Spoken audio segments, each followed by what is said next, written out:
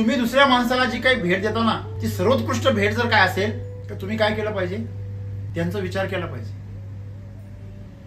त्यांच्या आनंदाचा विचार केला पाहिजे, त्यांची मतं यांचा आदर केला पाहिजे, त्यांचं आचरण हे स्वीकारलं पाहिजे, जसं आहे तसं स्वीकार. एक लक्षात ठेवा, ही भेट देणं काही चुकीचं आहे असं नाही, परंतु बऱ्याच वेळा असं लक्षात येतं, ज्या वेळेस ज्याच्याकडे जी कमतरता असते ना, तो त्याचं प्रदर्शन करतो.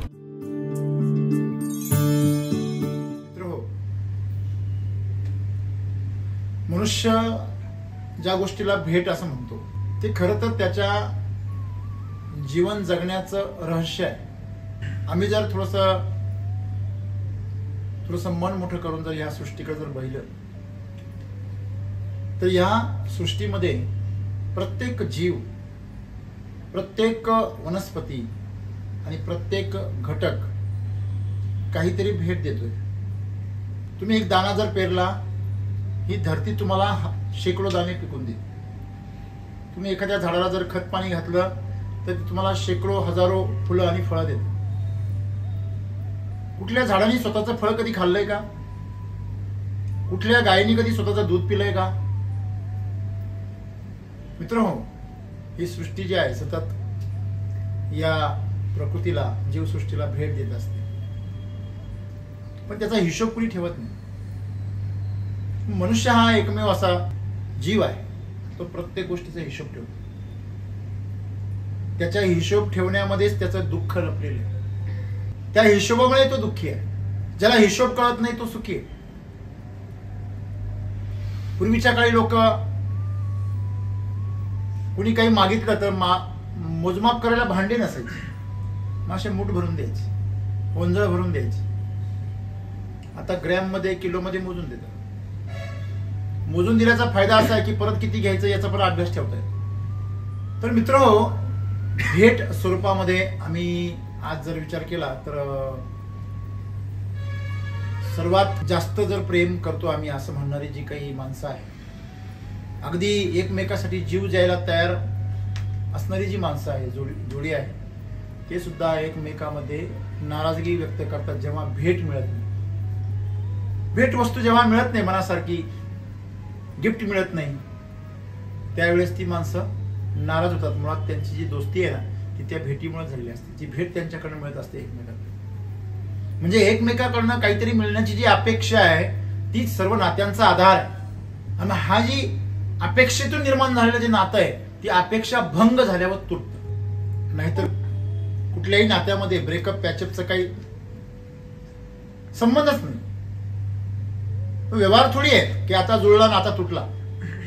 पण माणसं अशी झालीत की त्यांनी जीवन जगण्याचं जे मूलभूत मूल्य आहे त्याला पण त्यांनी व्यवहार करून टाकला.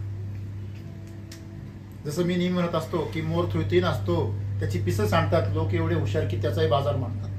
आज प्रत्येक गोष्टीचा पैशामध्ये व्यवहार होतो. कुठलीही सेवा ही निस्वार्थ भावनेने केली जात नाही. कुठलीही भेट ही निरपेक्ष भावनेने दिली जात नाही.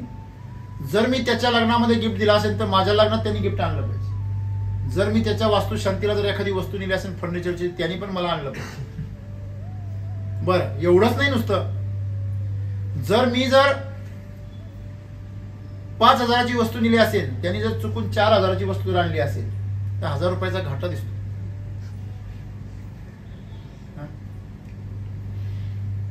मित्र,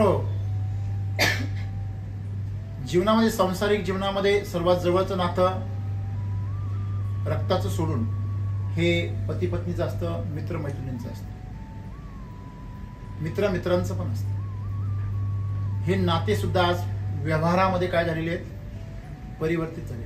संकटात मदत करतो तोच खरा मित्र, हा सुद्धा व्यवहार आहे. संकटात मदत करणं ही भावना असेल, व्यवहार नसेल. समोरच्याने मला संकटात मदत केलीच पाहिजे म्हणून मी त्याला जर संकटात मदत करत असेल तर तो व्यवहार आहे. तो मला मदत करो अगर ना करो, माझा आनंद आहे, मला आनंद मिळतो त्याला मदत करण्यामध्ये, मग हे काय, हे नातं आहे. पण तुम्ही थोडंसं डोकावून बघा स्वतःमध्ये, इतरांमध्ये. आपली अशी किती नाती हो जी कुठल्याही प्रकारची अपेक्षा नाहीये पण आहेत. अशी किती माणसं आहे तुमच्या आजूबाजूला? तुमचा जीवन साथी तरी आहे का असा? जर बघा, इतिहासामध्ये नवनाथ ग्रंथामध्ये भर्तरीनाथाचं उल्लेख आहे. फार सुंदर कहाणी. भर्तरी म्हणजे भिक्षा मागितली जाते ना, त्या पात्रामध्ये त्याचा जन्म झाला होता. आणि त्याला ज्यावेळेस तो एखाद्या राजाच्या हातामध्ये लागला, त्या राजाला पुत्र नव्हता, तर मग त्या राजाने त्याला काय केलं, आपला वारस बनवला आणि राजा बनवला. त्याचा पिंगला नावाच्या स्त्रीवरती फार प्रेम होतं आणि तिला तिच्याबरोबर त्याने विवाह केला. विवाह केल्यानंतरही त्याचं प्रचंड प्रेम होतं. त्या प्रेमामध्ये तो पूर्णपणे असा घडवून गेला होता. त्याचं जीवन हेच प्रेम बनलं होतं. तुम्हाला माहिती आहे मित्रांनो, तुमच्यासाठी जर तुमचं प्रेम जर सर्वोच्च बनलं तर असं प्रेम सुद्धा ईश्वर असतं, पण ते शुद्ध असायला, ते फक्त देण्याच्या प्रवृत्तीसाठी असायला. आपण भेट ह्या विषयावर बोलतो. कोण कोणाला काय भेट देऊ शकतो. तर ज्या वेळेस नवनाथांना हे कळलं की हा तर संसारामध्ये बुडाला, हा तर संन्यासी आहे, हा योगी आहे, मग याला आपल्या योग आश्रमामध्ये, योग धर्मामध्ये आणलं पाहिजे. आणि म्हणून त्याला त्या मोहातून, सांसारिक मोहातून बाहेर काढण्यासाठी त्याच्या त्या मनामध्ये, त्याच्या स्त्रीच्या मनामध्ये, पिंगलेच्या मनामध्ये प्रवेश केला यांनी. आणि गमती गमतीमध्ये एकमेकांची टिंगल टवाळी सुरू झाली, एकमेकाची परीक्षा पाहायची सुरू झाली, कोण कोणावर जास्त प्रेम करतं. एकदा राजा शिकारीला गेला भर्तरी. आता पहा, जसं कली म्हणतो ना आपण, कली माणसाच्या डोक्यामध्ये घुसला की चांगल्या माणसाकडून देखील वाईट कृत्य, चुकीचं कृत्य घडून आणतो असं मी म्हणतो. सर्वात प्रथम रामायणामध्ये कलीने कैकेयीच्या माध्यमातून आणि ती जी कुब्जा होती, मंथरा दासी तिची, तिच्यामध्ये आणि तिच्या माध्यमातून कैकेयीमध्ये अशा प्रकारे त्यांनी प्रवेश केला कलीने. आणि काय निर्माण केलं, द्वेष निर्माण केला. तुझ्या मुलाला माग, सगळं तुझं वर आहे त्याचा वापर कर, तू वर घेतला दशरथाकडून, अशी ती कहाणी आहे. की हा जो कली आहे हा घुसला त्यांच्यामध्ये. आणि मग राजा गेला शिकारीला आणि तिकडनं त्यांनी रक्ताने माखळलेली शिकार केली हरणाची.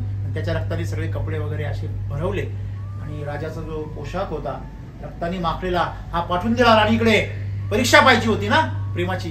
आणि सांगितलं की हिंस्र प्राण्याने राजाची काय केली, शिकार केली. वाऱ्यासारखी बातमी पसरली. पिंगला बेहोश झाला. त्या काळामध्ये प्रथा होती सती जाण्याची. ज्याला जायचं तो जाऊ शकत होता. सरण रचण्यात आलं. आता देह तर नव्हता, कारण देह तर प्राण्याने खाऊन नेला, जंगलामध्ये ओढून नेला. मग आता कपड्यांचं अंत्यसंस्कार करायचे. मग कपड्यांचे अंत्यसंस्कार केले गेले आणि त्याच्यामध्ये पिंगलीने उडी मारली आणि स्वतंत्र जिवंतपणे स्वतःला जाळून घेतलं. दुसऱ्या दिवशी जेव्हा राजा परत आला, थट्टा केली होती आणि जेव्हा पाहिलं तर गावाच्या बाहेर, वेशीच्या बाहेर राख पडलेली होती, त्याच्यामध्ये विस्तव होता. त्यांनी चौकशी केली, अरे हे काय? तर तिथल्या सैनिकांनी सांगितलं की महाराज, आपल्या निधनाची वार्ता आली, कपडे आले आणि आपले अंत्यसंस्कार करता करता राणी पिंगला यांनी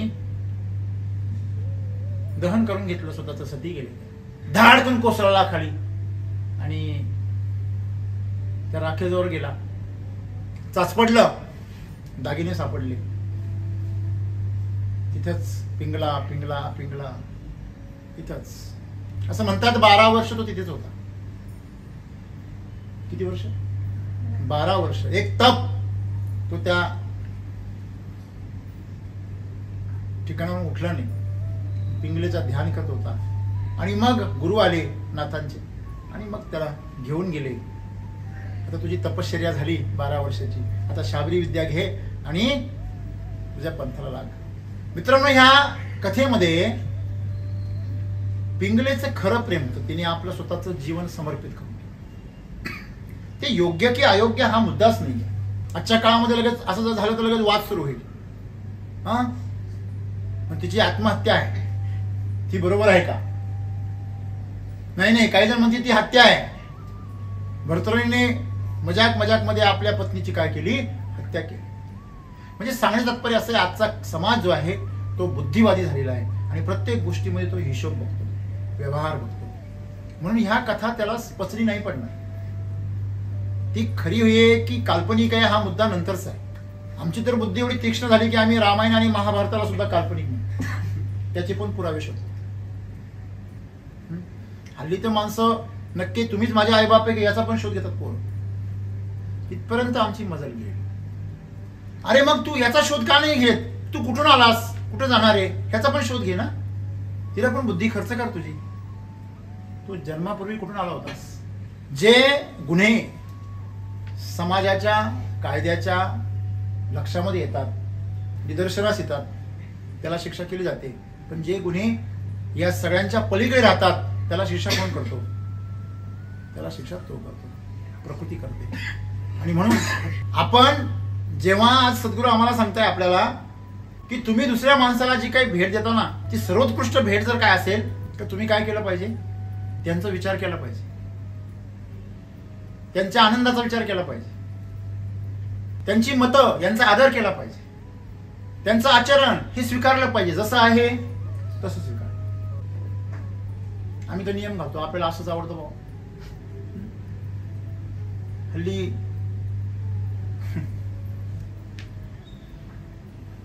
मुलगा मुलगी बघताना अवताला बैल पाहतात की जीवनसाथी पाहतात तेच कळत. हा, नाकी डोळी चांगला असला पाहिजे, चांगला पगार असला पाहिजे, आई बापांना चिकटणारा नसला पाहिजे, शहरात राहणारा असला पाहिजे, वरतून परत जमीन पण असली पाहिजे. जमीन कशाला लागते? सगळं शहरात पाहिजे आणि जमीन कुठं पाहिजे? शेवटी गाडायला का? विचार करण्यासारखी गोष्ट आहे. आज माणसं माणसाला रिस्पेक्ट करत नाही. माणसं वस्तूंना, जमिनींना, व्यवहारांना, पगारांना, पैशांना, प्रतिष्ठेना फार महत्व देतात. आणि नंतर मात्र भयंकर जीवन करून टाकतात स्वतःच. बघा ना, ज्यांनी पैसा, प्रतिष्ठा हे सगळं बघून ज्यांनी संबंध जोडले त्यांचे संसार किती सुखाचे येते तर बघा एकदा. म्हणजे आज आम्ही दुसऱ्याला जेव्हा भेट देतो त्यावेळेस आम्ही काय दिलं पाहिजे? प्रेम भेट दिलं पाहिजे. सर्वात मोठी गोष्ट आहे तुम्ही स्वतःला अर्पण करा. आजच्या जगामध्ये माणसं किती जरी मोठी भेट पाठवली आणि तो माणूस जर कार्यक्रमाला नाही आला त्या भेटीला शून्य किंमत आहे. पण लोक काय म्हणतात? नाही, हे किती मोठा माणूस आहे, काय बघा फ्रीज पाठवलं बघा, 1 तोळ्याचा दागिना पाठवला. एक लक्षात ठेवा, ही भेट देणं काही चुकीचं आहे असं नाही, परंतु बऱ्याच वेळा असं लक्षात येतं ज्या वेळेस ज्याच्याकडे जी कमतरता असते ना तो त्याचं प्रदर्शन करत असतो. ज्याच्याकडे पैसा नसतो ना तो त्याचं फार प्रदर्शन करण्याचा प्रयत्न करतो. ते कपडे ब्रँडेड घालेल, दिसले पाहिजे, ब्रँड दिसला पाहिजे, पुढे वस्तू ब्रँडेड घालेल. बँकेत एटीएम वर पैसे नसू द्या पण 2-3 एटीएम कार्ड ठेवू. असं पाकिट विसरला का 3-4 एटीएम कार्ड. काहींना दंड झालेला असतो. कशासाठी? प्रदर्शन आम्ही करतो, बरोबर आहे. ज्याच्याकडे जे नसतं ते आम्ही दाखवण्याचा प्रयत्न करतो. एखाद्याकडे जर मुलबाळ नसेल ना तर तो खूप प्रतिष्ठा आणि पैसा कमवण्याचा प्रयत्न करतो. बघा, जर मुलगा नसेल, वारस नसेल, तुम्ही अशा फॅमिलीमध्ये बघा, त्या माणसांचं फार प्रतिष्ठा, मोठेपणा, लोकांनी रिस्पेक्ट करावी यासाठी खूप प्रयत्न करतात. काल आम्ही एका आजीला भेटलो, तिला 3 मुली आहेत. त्या आजीचं वय माझ्या मते आज 65-70 असेल, आदिवासी भागामध्ये.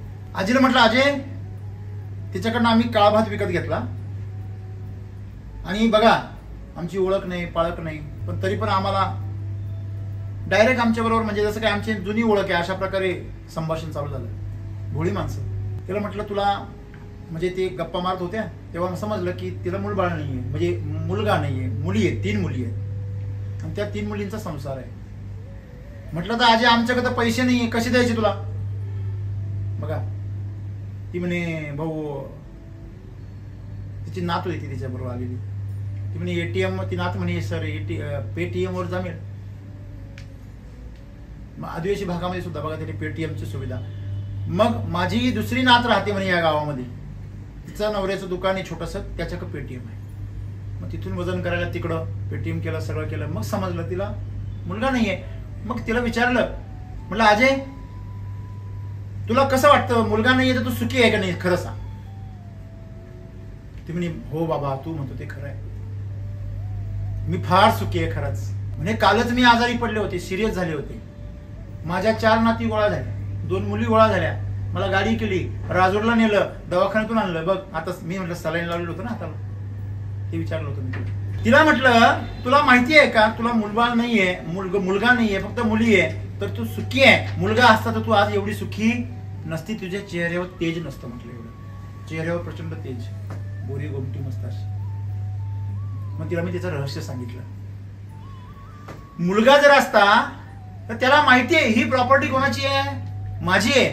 तो तुला जिवंत असताना तुझ्या हातातून प्रॉपर्टी काढून घेतली असते, अधिकार काढून घेतले असते आणि तू निराधार झाली असती. ठीक आहे, तुझ्या मुलींना पण अपेक्षा असते तुझ्या प्रॉपर्टीची, त्यांना पण मिळतील त्या, पण तू जिवंत असेपर्यंत नाही मिळणार त्यांना. मग तेवढा तरी त्यांच्याकडे काय आहे, संयम आहे. आज तरी त्यांना प्रॉपर्टी मिळालेली नाहीये, तरी पण ते तुझी काय करताय, सेवा करताय. यालाच प्रेम असं म्हणतात. मग सर्वात मोठी भेट काय, त्या मुली आज स्वतःहून तिची काळजी घेता, याला प्रेम असं म्हणतात. आणि ही भेट आहे खऱ्या अर्थाने आजच्या आईला दिलेली. तिची प्रॉपर्टी मिळणार आहे म्हणून तुम्ही करताय हा भाग वेगळा, परंतु मिळाली आहे का नाही. पण मुलगा जर असता तर त्याची असलियत बाहेर आली असती. असं नाहीये की प्रत्येक मुलगा असंच वागतो, परंतु जवळजवळ 99% अशीच परिस्थिती आहे. प्रत्येक जण फक्त प्रॉपर्टीसाठी काहीतरी भेट मिळणार आहे आपल्याला आणि म्हणून सेवा करतो मेवेच्या अपेक्षाने. आणि म्हणून सद्गुरू आज आम्हाला असं सांगतात, तुम्ही जीवनामध्ये लोकांना भेटी देता, गिफ्ट देता, वस्तू देता, कपडे देता. हल्ली लोक लग्नामध्ये काय भेट देता माहिती तुम्हाला, सर असं गोल गोल गुंडाळताना वरती कवटी सगळी उघडीच असते, एवढले फेटे असतात. का बरं गुंडाळतात ते? मी तुम्हाला पाठीमागे किस्सा सांगितला की पहिला एकदा मी वास्तुशांतीला आमची आई म्हटली की तुम्ही जा एकदा, आणि मी असा माणूस कधी कार्यक्रमाला फारसा कुठे जात नाही ना. मग आई असं म्हटली मला 10 वर्षापूर्वीची गोष्ट, 10-15 वर्षापूर्वी. म्हणजे ठीक आहे जातो. आणि मी परत खरंच नेहमीसारखा विसरलो शेतकऱ्यांची विजिट करता करता. आणि दुपारी आईचा फोन आला घरून, अरे तुला कार्यक्रमाला जायला सांगितलं, वास्तुशांतीला गेला होता का? आणि बरं झालं मी त्याच परिसरामध्ये होतो. हा म्हणलं जातो जातो, आणि रिकामा जाऊ नको, काहीतरी घेऊन जा. तर तिथे एका दुकानात गेलो, कापड दुकानामध्ये. त्यांना म्हटलं, तिथे एक ताई होते, त्यांना म्हटलं ताई एक टोपी टॉवेल द्या. त्यांनी डायलॉग फार भारी मांडला, म्हणे द्यायचा आहे का वापरायचा आहे? मला तो मोठा प्रश्न पडला. म्हटलं द्यायचा आहे का वापरायचं, असं काय प्रकार आहे? नाही म्हणे द्यायचा जो असतो ना तो वापरायचा नसतो, आणि जो वापरायचा असतो ना तो द्यायचा नसतो. म्हटलं का बरं? म्हणे मग तुम्ही दुसऱ्याला द्यायचा, म्हणे मग तो काय करतो, तो बी दुसऱ्याला देतो. म्हटलं असं असतं का? मी याचा फायदा काय? म्हटलं भेट दिल्याचा फायदा काय? नाही म्हणे ही परंपरा आहे. असली कुठली परंपरा, कुणी काढली परंपरा? ते म्हणजे नाही, ही परंपरा म्हणजे सुरू झाली म्हणजे अशी. ज्याची ऐपत नाहीये तो सुद्धा भेटी देतो. त्याला लाज वाटते इतरांपेक्षा, अरे यांनी नेलं त्यांनी नेलं, आपण काहीच नाही, आपण रिकाम्या हाताने कसं जायचं. मग हा काहीतरी असे चिरगुट चागुट घेऊन जातो, ते काही काम असेल. आणि ह्याच्यामुळे व्यापाऱ्यांचा धंदा होतो, कंपन्यांचा धंदा होतो, पण सामान्य माणसाच्या हातामध्ये फक्त कचरा येतो. अशी फॅशन सुरू झाली हल्ली. का फक्त दाखवायसाठी गिफ्ट नेलं जातं. ते गिफ्ट तिथं हातात दिलं का ते खाली देतात देताच फुटून जातं. नेतो कशाला? त्यांनी काही लिहून ठेवलं असतं का, आहेर घेतल्याशिवाय ते जेवण मिळणार नाही? अशी कुठं टीप पाहिली का तुम्ही? कुठे कुठल्या लग्न पत्रिकेत अशी टीप असते का की आहेर किंवा भेट वस्तू दिल्याशिवाय जेवण मिळणार नाही किंवा प्रवेश मिळणार नाही, असं आहे का? आणि अशा हलकटाच्या लग्नाला जाता तरी कशाला? अशा कार्यक्रमाला कशाला जाता? जो भेटीसाठी तुमची वाट पाहतो, काहीतरी भेट मिळावी म्हणून. आणि म्हणून एक लक्षात ठेवायचं, आम्ही ह्या परंपरा आमच्या ह्या अहंकारी वृत्तीने आणि मूर्खपणाने आमच्या अज्ञानाने निर्माण केल्या. आणि मग ह्या अज्ञानावर वार करतानाच सद्गुरू आम्हाला सांगतात की सर्वात मोठी भेट तुम्ही जी वस्तू देता ती नाही आहे, तुम्ही स्वतः एक सर्वोत्कृष्ट भेट आहे. तुम्ही दुसऱ्याला ती जाताना त्यावेळेस तुम्ही स्वतःला तिला सामील करा. माणसं जाता आणि तोंड कवा दाखवली याची घाई करता. लग्नाला गेलेल्या माणसांची घाई कशी असते, तिथं गेलं की फोटो कवा काढून घेईल, जेवण कवा करेल, फोटो काढेल आणि कवा जाईल. जातो कशाला? कोरोना मला एकदम पसंत पडतो. काय सुरुवातीला 50 लोकात लग्न, मग असली लग्नावाले तिथं हजर राहतात. नंतर असं आलं की 5च लोकात लग्न, ते तर सगळ्यात बेस्ट. जामीनदार सुद्धा नको जास्त. हा तसं यांचं पुढं कसं होणार माहित नाही. कशाला जास्त साक्षीदार? चोरीचा मामला पुढे माहिती तुम्हाला. मित्रांनो, जीवनामध्ये तुम्ही खरोखर जर तुमचं जीवन सुंदर करायचं असेल तर तुम्ही भेट वस्तूद्वारे देऊ शकत नाही. तुम्हीच जीवन, तुमचं जे शरीर आहे, मन आहे, हे जीवन आहे, हेच तुम्हाला ह्या प्रकृतीकडून मिळालेली काय सर्वात मोठी भेट आहे. तीच तुम्ही दुसऱ्याला देऊ शकता. बरोबर आहे. आणि म्हणून तुम्ही तुमच्या जीवनामध्ये जे मौल्यवान गोष्ट आहे, अति मौल्यवान गोष्ट आहे, तीच तुम्ही दुसऱ्याला दिली पाहिजे. तर त्याला काहीतरी महत्व आहे. तुमच्याकडची सर्वात निकृष्ट गोष्ट आहे जी तुमच्या काहीच कामाची नाही, ती तुम्ही लोकांना भेट देता. नसेल तुमच्याकडे खरेदी करता. नाही अजून स्वस्त नाही का? ती ताई मला म्हणे, अहो साहेब तुम्ही असं काय बोलता, उलट लोक आमच्या का असे येतात, स्वस्तात अजून आहे का असं विचार. टोपे जे आपल्याकडे जे टॉवेल होते, पूर्वीच्या काळामध्ये टॉवेल होते, ते बारीक होता होता होता नॅपकिन झाले. देणाऱ्यांनी त्यांचे नॅपकिन केले. असं नाहीये. म्हणजे आपण जीवनामध्ये दुसऱ्याला भेट काय द्यावी जी आपल्या जीवनामध्ये सर्वोत्कृष्ट आहे. जेव्हा सुदामा गेला भेटीला, गरीब होता बिचारा, राजाला भेटायला जायचं, मित्र होता पण राजा होता, काहीतरी न्यायला पाहिजे. मग त्यांनी काय नेले? मुरमुरे नेले. काय नेले? मुरमुरे. भडंग घेऊन गेला, लाया घेऊन गेला तांदळाच्या. त्याच्याकडे तेच होतं, ती सर्वोत्कृष्ट त्याच्याकडे तेच होतं, बाकी काहीच नाही. ती धोतर होतं, ते होतं सगळं, ते सगळं मळकं होतं, जुनं होतं, आणि त्याची काही विकत घेण्याची ऐपत सुद्धा नव्हती. मित्रांनो, ह्या भेटीतून आम्हाला काय समजतं की परमेश्वर जो आहे, साक्षात परमेश्वर, त्याला सुद्धा तुम्ही काय भेट देता हे तो बघत नाही. त्याच्या मागे तुमची भावना कशी आहे ते बघत असतो. मग माणसाला भेट देताना आपण काय दिलं पाहिजे? आपलं जीवन दिलं पाहिजे. जेवण काय कोणी पण देतं, आहे की नाही? जेवण कोणी पण देतं. अन्नदान. अरे हल्ली अन्नदान करताना सुद्धा लोक काय करतात माहिती की तुम्हाला? बघा, लग्न समारंभ जो आयोजित करतो तो लोकांना अन्नदान करतो असं म्हणतात. लग्नामध्ये काय करतो? कन्यादानाच्या बरोबर अन्नदान करतो. ते अन्नदान करताना तो जेवणाच्या बाबतीमध्ये त्या केटरिंग वाल्याशी काय करतो?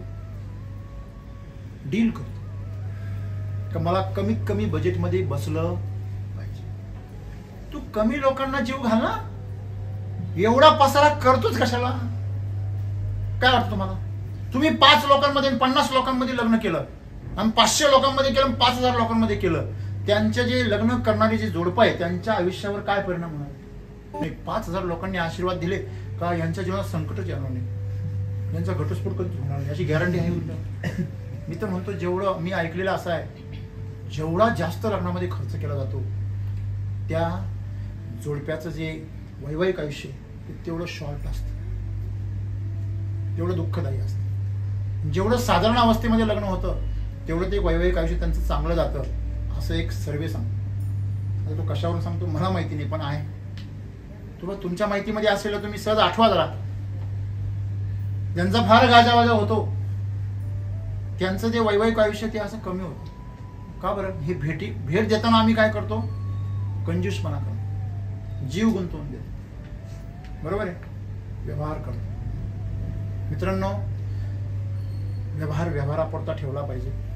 ठीक आहे, व्यवहाराची गरज आहे, पण तो व्यवहार बँकेबरोबर करा, व्यवसायामध्ये करा, नात्यांमध्ये नाही. नात्यांमध्ये फक्त प्रेम असलं पाहिजे आणि समर्पण असलं पाहिजे. तुम्ही तुमच्याकडून लोकांचा स्वीकार करणं, जे जसे आहे तसा स्वीकार करणं, हीच एक फार मोठी भेट आहे. जसा आहे तसा स्वीकार करणं. भगवान श्रीकृष्णाने सुदाम्याला जसा आहे तसा स्वीकार केला, ही खरी भेट आहे. राम भरत भेट का बरं प्रसिद्ध आहे एवढी? कारण तू नहीं तो तेरी पादुकाएं से. बंधू राजे, तुम्ही नाहीत ना, तुमच्या पादुका इथे ठेवून जा. त्यांना मी गादीवर बसवेल आणि राज्य करेल. जरी माझ्या आईची इच्छा असली कैकेयीची ना, तरी पण नको. ही भेट आहे. मग ती नुसती एक दोघांची, बघा भेट हा शब्द किती सुंदर आहे. पा दोघांची एकत्र ज्यावेळेस होते त्याला पण भेट म्हणतात. आणि ज्यावेळेस मराठीमध्ये हा शब्द फार सुंदर आहे. ज्यावेळेस दुसऱ्याला तुम्ही काहीतरी देता त्या वस्तूला सुद्धा काय म्हणतात? भेट असं म्हणतात. ज्ञानेश्वर माऊली उगाच म्हणतात का माझी मराठी बोल कौतुकी. कौतुकाची बोल आहेत मराठीमध्ये, आम्हाला कळत नाही. त्या शब्दामध्ये फार अर्थ आहे. भेट, माणूस माणसाला जेव्हा भेटतो ना, ती खरी भेट असते. त्याच्यापेक्षा दुसरी भेट नाही. समपातळीवर येऊन जेव्हा एखादा करोडपती एखाद्या सामान्य मित्राला भेटतो आणि गळ्यात भेटतो, सगळं विसरून, प्रतिष्ठा, पद, पैसा, सगळं सगळं विसरून जेव्हा तो एकमेकाला भेटतो ना, एकदम प्रेमाने आणि एकमेकाचा सारखा आदर करतो ना, तेव्हा त्याला भेट असं म्हणतात. तेच वर्णन केलंय सद्गुरूंनी आज इथे. काय सांगितलं त्यांनी? तुम्ही दुसऱ्याला जर भेट द्यायची तुमची इच्छा आहे ना, तर अशी भेट द्या का तुमचं जीवन समर्पित करा. तो जसा आहे तसं त्याला स्वीकारा. तो येडा असेल, बोबडा असेल, बावळट असेल, मूर्ख असेल, श्रीमंत असेल, गरीब असेल, कसं पण असेल, तुमची भेट द्यायची इच्छा आहे ना, तुम्ही त्याला स्वीकारा. हीच मोठी